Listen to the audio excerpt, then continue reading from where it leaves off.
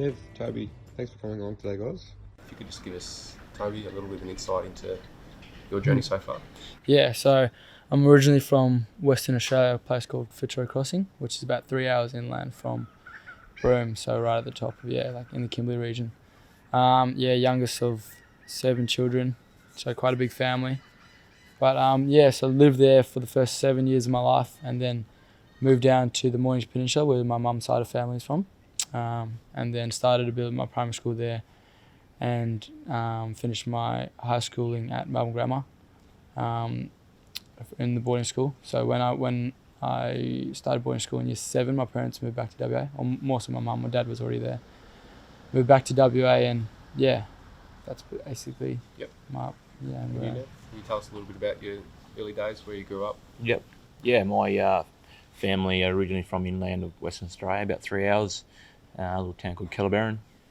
My dad was one of 13, mum was one of 9, and then they moved to the coast for better schooling, work and all that stuff. And now I'm one of 5. I've got 3 older sisters, 1 younger brother, and we're part of the Noongar Nation down in the southwest of Western Australia. So grew up in a big community, like I said, lots of cousins, lots of family.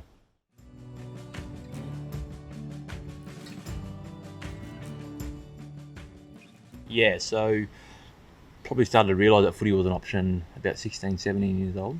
Mum and Dad started to drum in probably the choices that I should be making as a young man, and both positively and negatively, how that can affect my pathway going forward. So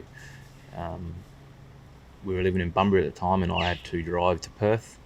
As a 7-year-old, Dad used to get me up in the morning and take me to Perth to play a game every weekend. So did that for 2 years straight with Swan District Football Club, and they supported us throughout that time as well. So everything outside of school was focused on football, understanding that if I did make a wrong decision or an option or went out with my mates and stuff like that, it can definitely affect my football. They were on me pretty hard, but thankful for their guidance through that time, and definitely helped me when I got the call to come to the Melbourne Football Club in 2008.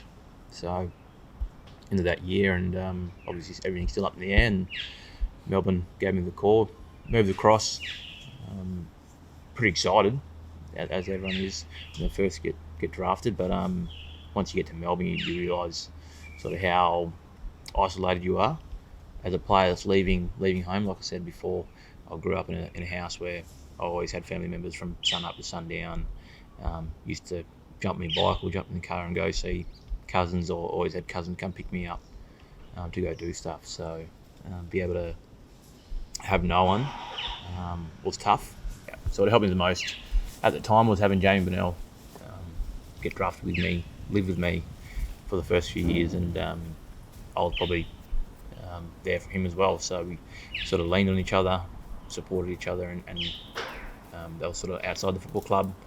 But then within the football club, we had guys like Aaron Davey, Matthew Whelan, Austin Wanamiri, Liam Jara, that we could really lean on and ask for support.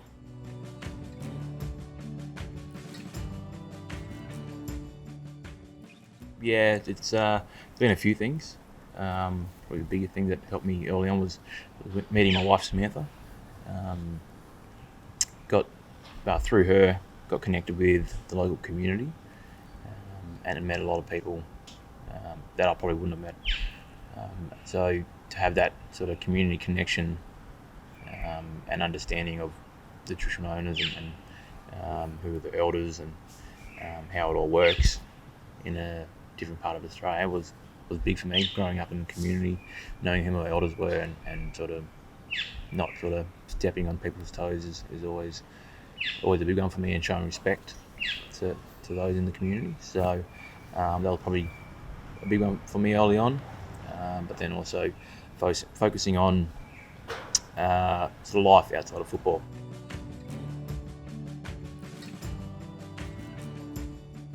Yeah, and then in terms of roles being reversed, she started to go through her own mental challenges, and me being there definitely, I needed to be the rock that she was for me when I was going through my time. So definitely tried to be there as much as possible. Biggest thing, probably trying to understand what she's going through, probably educate myself in some of the stuff that she was facing was probably the best way for me to go about it. I could have sat there and just pretended like I knew what was going on, but to actually probably get a greater understanding and speak to people about what she's going through, and also sitting with her in some of her sessions that she had to attend, and understand why she needs to do this stuff to get back to where she wanted to was probably the biggest thing.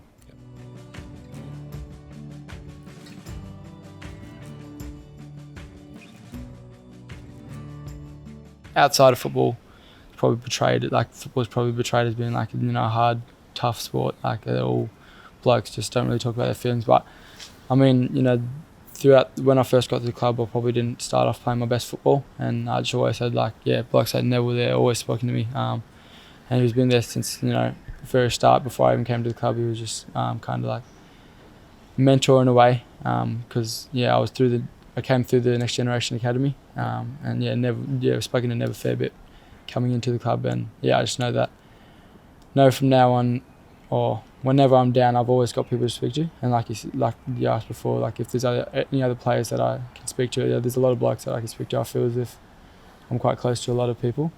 So people like Cozzy Pickett, I know he's a first year player, but he probably goes through the same things, and vice versa. When he's feeling down, I feel like I can talk to him, and I feel like he can kind of relate to myself as a bit, like being a bit younger. Yep. So I feel like there's a lot of people I can talk to. Yeah, awesome.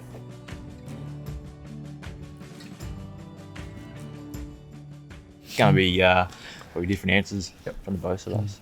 Me being a more of a senior player, older player in the league, and Toby coming through, being a lot younger. But to have the opportunity as an Indigenous player to go out and play in Indigenous round, or the season in general, it's one that we're really proud of as Indigenous players. We understand what comes with being an AFL player, an Indigenous AFL player, and to carry that is one that we're very proud of. We understand how important Indigenous players are in the game, because we were those young kids that looked up to the players that we loved when we were those kids' ages. So it's definitely to be a player now, one that I don't take for granted. I'm out there and trying my best every week, because I know that I can inspire next generation coming through.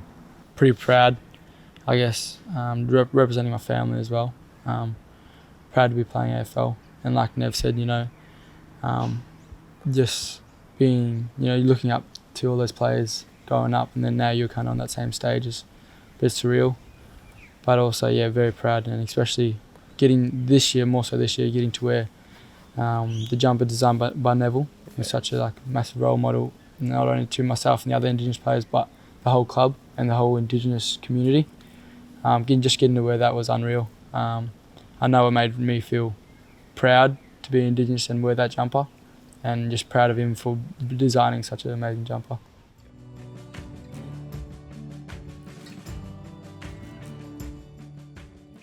The understanding and acceptance of history, First Nations people, and the lack of education that's been had, that's not has been said as well.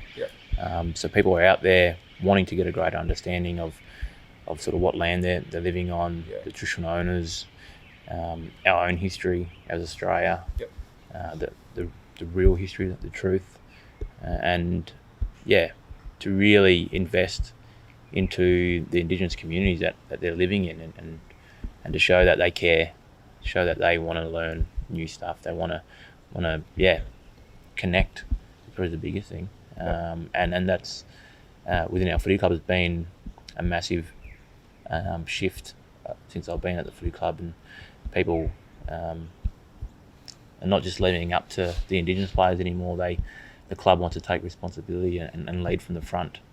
And other clubs are doing it. The AFL are doing it, and it's great for Indigenous people as a whole, because we've been talking for so long to ask for help, to help connect, to help people understand. But it's when non-Indigenous people grab that and run with it is when we start to see the shift. And 2020 is, been awesome to see that.